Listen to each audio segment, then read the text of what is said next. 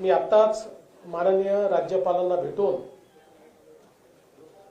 माझा राजीनामा सादर केला आहे। त्या समोर कधीही 2.5 वर्षाच्या विषयावर निर्णय झालेला नव्हता, किंबहुना 2.5 वर्षाच्या विषयावर एकदा आमची बोलणी फिसकटून आम्ही ती थांबवली होती आणि त्यानंतर पुन्हा एकदा बोलणी झाली आणि त्या बोलणीमध्ये माझ्या समोर कधीही 2.5 वर्षाचा जो विषय आहे त्याचा निर्णय झाला नव्हता। मी स्वतः माननीय उद्धवजींना फोन केले पण त्यांनी ते घेतले नाहीत। त्यामुळे आम्ही जे सांगितलं, चर्चा आम्ही थांबवलेली नाही, चर्चा शिवसेनेने थांबवलेली आहे। आमच्याशी चर्चा न करता काँग्रेस आणि राष्ट्रवादी काँग्रेसशी मात्र रोज चर्चा करायला शिवसेनेला वेळ होता।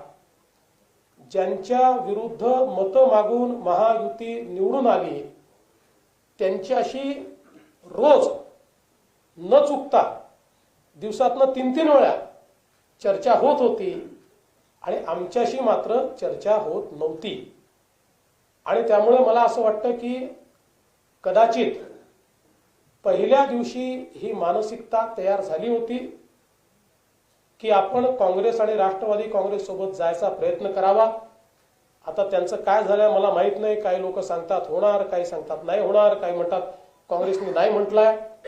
पवार साहेबांनी परवा देखील स्पष्ट भूमिका ठेवली आणि त्यांनी सांगितलं की आम्हाला विरोधात बसण्याचा जनादेश मिळालाय, आम्ही विरोधात बसू, भाजप आणि शिवसेनेने सरकार स्थापन केलं पाहिजे। आणि म्हणून या सगळ्या संपूर्ण प्रश्नाच्या संदर्भात निश्चितपणे कम्युनिकेशन तर आम्ही केलंच, सातत्याने केलं। ते बंद करण्याचं काम आणि भाजप सोबत चर्चाच करायची नाही आणि काँग्रेस आणि राष्ट्रवादी सोबतच चर्चा करायची, हे जे काही धोरण त्या ठिकाणी शिवसेनेने स्वीकारलं ते मला असं वाटतं की योग्य धोरण नाही। असं आहे की